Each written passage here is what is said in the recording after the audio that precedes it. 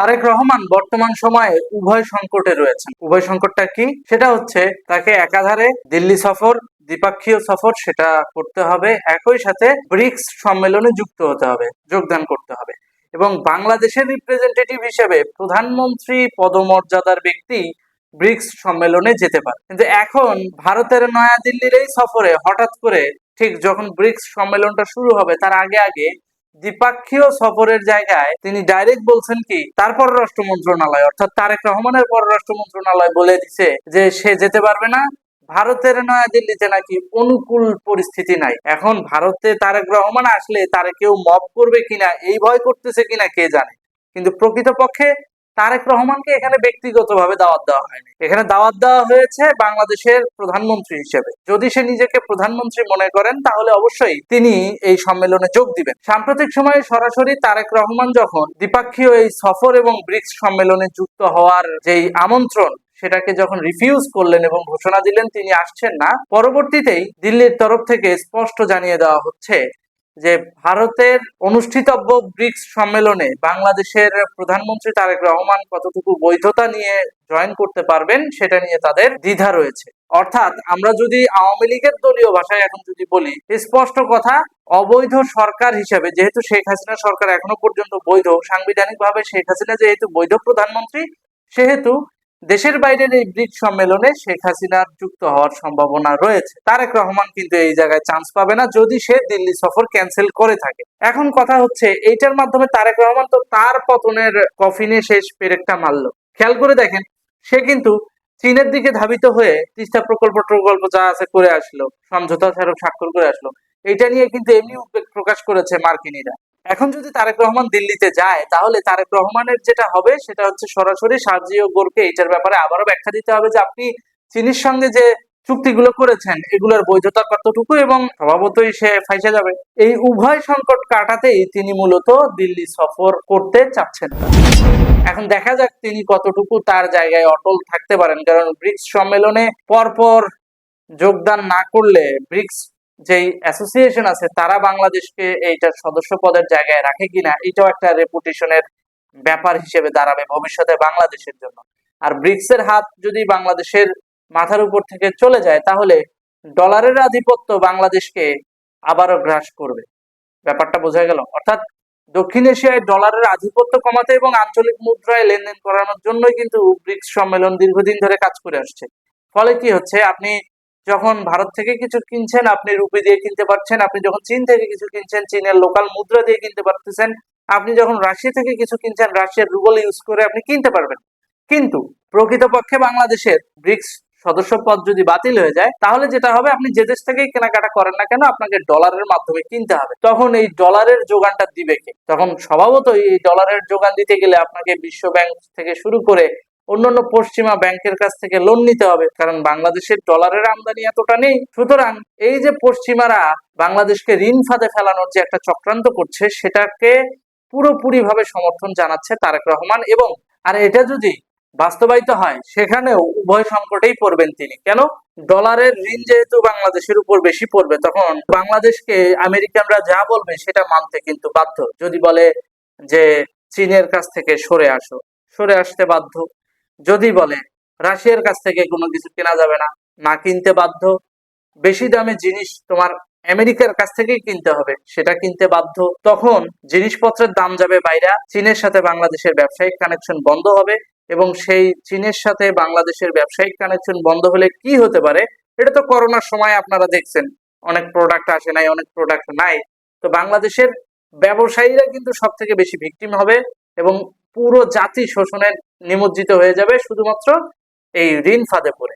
এই বিষয়গুলো কিন্তু আস্তে আস্তে আস্তে আস্তে আমাদের দেশের প্রধানমন্ত্রীর ভাবা উচিত, আমাদের দেশের তারেক রহমানের ভাবা উচিত। তিনি কতটুকু ভাবছেন কতটুকু ভাবছেন না সেইটা নিয়ে আজকের এই ভিডিও। চলুন শুরু করা যায়। ভারতের প্রধানমন্ত্রী নরেন্দ্র মোদীর সঙ্গে তারেক রহমানের সম্পর্ক যে এখন ধীরে ধীরে তিক্ত হচ্ছে, এটা কিন্তু দৃশ্যমান। সাম্প্রতিক সময়ে ঢাকার পররাষ্ট্র দপ্তর থেকে জানানো হয়, সাবেক প্রধানমন্ত্রী অর্থাৎ সাংবিধানিকভাবে যিনি বৈধ প্রধানমন্ত্রী শেখ হাসিনা, তিনি যদি বাংলাদেশে ফেরত আসেন এবং ভারত যদি তাকে ফেরত দেয় এবং হাদি হত্যা মামলার আসামিদেরকে যদি ভারত ফেরত দেয়, তবেই ভারতের সঙ্গে দ্বিপক্ষীয় সম্পর্ক জোরদার হতে পারে এবং বিএনপি সরকারের সঙ্গে ভারতের সম্পর্ক মজবুত হতে পারে, উন্নয়নশীল পর্যায়ে যেতে পারে। তারেক রহমান সরকারের এই দাবি কতটুকু যৌক্তিক কি অযৌক্তিক সেটা বিবেচনা করছে দিল্লি। যদি এই অবস্থান বাস্তবায়ন হয়, তাহলে বাংলাদেশের প্রেক্ষাপট অনুযায়ী শেখ হাসিনার প্রত্যাবর্তন হতে পারে বন্দি বিনিময় চুক্তির আওতায়, যেটা দীর্ঘদিন ধরে এনসিপি জামাত এরা চাচ্ছে। কিন্তু এনসিপি জামাতের এই চাওয়াটাকে তারেক রহমানের মাধ্যমে বাস্তবায়ন করাটা এক ধরনের ডিপ্লোম্যাটিক গেম যেটা জামাত খেলছে, এবং এই ডিপ্লোম্যাটিক গেম দিয়েই মূলত ভারতের সঙ্গে বিএনপির যে সম্পর্ক বা ভারতের সঙ্গে বর্তমান সরকারের যে সম্পর্ক, সেই জিনিসটাকে প্রশ্নবিদ্ধ করার একটা প্রক্রিয়া চলছে। এই ফাঁদে অলরেডি পা দিয়ে বসেছেন আমাদের তারেক রহমান সাহেব। এখন তিনি চাইছেন যে এনসিপি এবং জামাতের ওই বেঁধে দেওয়া দুই শর্ত, সেটা ভারতকে মানাতে, এবং সেই শর্ত মেনেই ভারত যেন বিএনপি সরকারকে সমর্থন দেয় এবং দ্বিপক্ষীয় সম্পর্ক জোরদারের জন্য ব্রিক্স সম্মেলনে আমন্ত্রণ জানায়। কিন্তু ব্রিক্স সম্মেলনটা কি? এটা কি দলীয় কোনো এজেন্ডা বা রাষ্ট্রীয় কোনো এজেন্ডা? না, এটা আন্তর্জাতিক এজেন্ডা। এখানে ব্রিক্স ভুক্ত প্রত্যেকটা দেশ কিন্তু উপস্থিত হবে। সেখানে যদি বাংলাদেশ না থাকে, তাহলে বৈধ প্রধানমন্ত্রী হিসেবে শেখ হাসিনার ওইখানে যুক্ত হওয়ার চান্সটা কিন্তু শতভাগ বেড়ে যায়।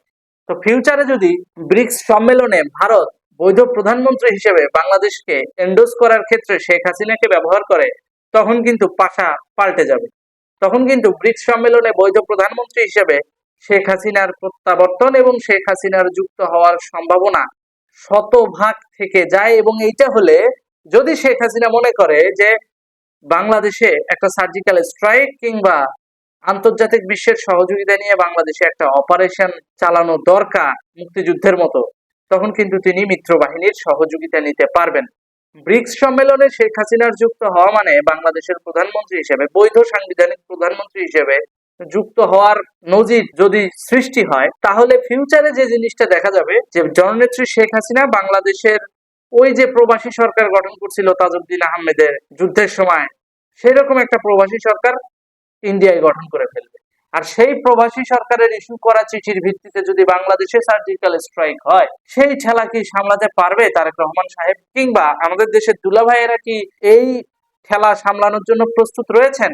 মোটেও প্রস্তুত না। কারণ বাংলাদেশের সেনাবাহিনী ভারতের সঙ্গে যুদ্ধ করতে গেলে কয় মিনিট টিকতে পারবে, সেটা এক একজন সেনাবাহিনীর বউয়ের সঙ্গে আলোচনা করলে আপনারা জানতে পারবেন যে খাটে তারা কতক্ষণ টিকতে পারে।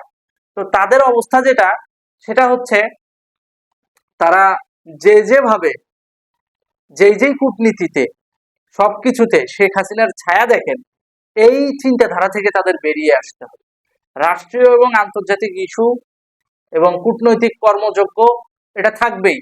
নেতা আসবে, নেতা যাবে, রাষ্ট্র কিন্তু থাকবে, রাষ্ট্রের কূটনৈতিক কার্যক্রমও থাকবে। যেহেতু নেতা আসবে, নেতা যাবে, রাষ্ট্রীয় কূটনৈতিক কার্যক্রমও থাকবে, সেহেতু এই ধরনের যেই দাবি বা শর্ত যেটা তারেক রহমান রেখেছে, এই শর্ত কিন্তু প্রক্রিয়াধীন পর্যায়ে রেখেও কিন্তু তিনি কূটনৈতিক কার্যক্রম বাস্তবায়ন করতে পারতেন, যদি তিনি মনে করেন যে বাংলাদেশে তিনি বহুদলীয় গণতন্ত্রের প্রবক্তা হিসেবে তার বাপের নামটা রাখবেন। তো মনে হয় না সে রাখবে। ওগুলো শুধু রাজনৈতিক ব্যবসা করানোর জন্যই আর বাপের নাম বেচতেছে, সেটা তো আমরা দীর্ঘদিন ধরে দেখেই আসতেছি। কিন্তু এখন নরেন্দ্র মোদীর সঙ্গে তারেক রহমানের যে বৈরী সম্পর্ক তৈরি হলো, এইটার খেসারত কিন্তু কয়েক ভাবে ভারতবর্ষ আদায় করে নিতে পারে তারেক রহমানের সরকারের কাছ থেকে। প্রথমত জ্বালানি সংকটের মাধ্যমে, ওই যে তেল বিপদে পড়লে যে ভারত আমারে কিছু তেল দাও, আমরা দেশের জ্বালানি সংকটটার সমাধান করি, এইটা ভবিষ্যতে পাবে না। এখন বলতে পারেন ভারত তেল দিবে না তো কি হয়েছে, বিশ্বের অন্যান্য দেশের কাছ থেকে তো নেব, অন্যান্য দেশও আপনাদের কাছে তেল বিক্রি করবে না। ফিউচারে ধরেন কথার কথা আমেরিকা সহ মধ্যপ্রাচ্যের রাষ্ট্রগুলোর সঙ্গে ভারত এমন একটা চুক্তি করলো যে দক্ষিণ এশিয়ায় তেল বিক্রি করতে হলে ভারতের মাধ্যমে করতে হবে, সেটা ডিলারশিপ নেবে ভারত। খেলা সামলাইতে পারবেন? কারণ ভারতে বেসরকারি ভাবে বিভিন্ন শিল্প গোষ্ঠীরা তেল আমদানি করে থাকে, শুধু সরকার একা আমদানি করে না। আর বাংলাদেশে শুধুমাত্র সরকার একা জ্বালানি আমদানি করে।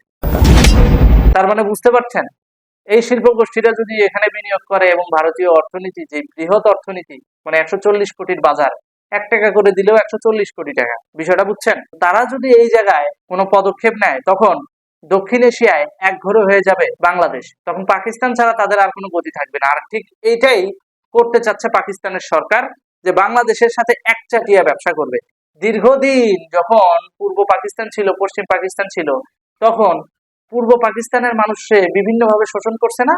এখন তারা এইভাবে শোষণ করার একটা চক্রান্ত করছে, যাতে করে বিশ্বের সঙ্গে বাংলাদেশের কানেকশন ডিসকানেক্ট হয়ে যায় এবং পাকিস্তান এখানে একচাটিয়া ব্যবসা করতে পারে চীনের মাধ্যমে, কিংবা ধরেন কোনো ক্ষেত্রে পাকিস্তান ব্যবসা করলো না, দালালিটা যেন চীনের সাথে করতে পারে, এই জিনিসটাও তারা এখানে রাখতে চায়, অর্থাৎ পূর্ব পাকিস্তানে রাখতে চায়। এখন বলতে পারেন চীন তো সরাসরি ব্যবসা করতে পারে বাংলাদেশের সাথে, তারেক রহমানের সাথে, পাকিস্তানরে দালাল বানাবে কেন? পাকিস্তানরে দালাল বানাবে এই কারণে, কারণ পশ্চিম দিক থেকে পাকিস্তান ভারতকে একটা ঠেলা দিবে, আর পূর্ব দিক থেকে অর্থাৎ বাংলাদেশ থেকে যদি তিস্তা প্রকল্পটা চীন বাস্তবায়ন শুরু করে, তখন এখানে পাকিস্তানপন্থীদেরকে ব্যবহার করতে গেলে পাকিস্তানিদের লাগবে ডিপ্লোমেসির ক্ষেত্রে। তো পাকিস্তান যদি একটু মাঝখান দিয়ে দালালি মালালি কইরা 2-4টা ব্রোকারেজ পয়সা কমিশন বাণিজ্য খায়, থাক না, ব্যবসায়ীরা এই ছাড়টুকু দেয়, ওর প্রোডাক্ট বিক্রি হওয়া নিয়ে কথা, ওর এজেন্ডা বাস্তবায়ন হওয়া নিয়ে কথা। আর চীন হলো ব্যবসায়ী জাতি, সুতরাং বুঝতেই পারছেন কি হচ্ছে। এই ব্রিক্স সম্মেলনে যুক্ত না হয়ে ফিউচারে বাংলাদেশের জন্য কঠিন সময় ডেকে আনলো তারেক রহমান। বর্তমান তারেক এবং মোদির সম্পর্কটা সেদিকেই যাচ্ছে এবং ফিউচারে এটা বাংলাদেশের জনগণকে খেসারত দিতে হবে। ধন্যবাদ।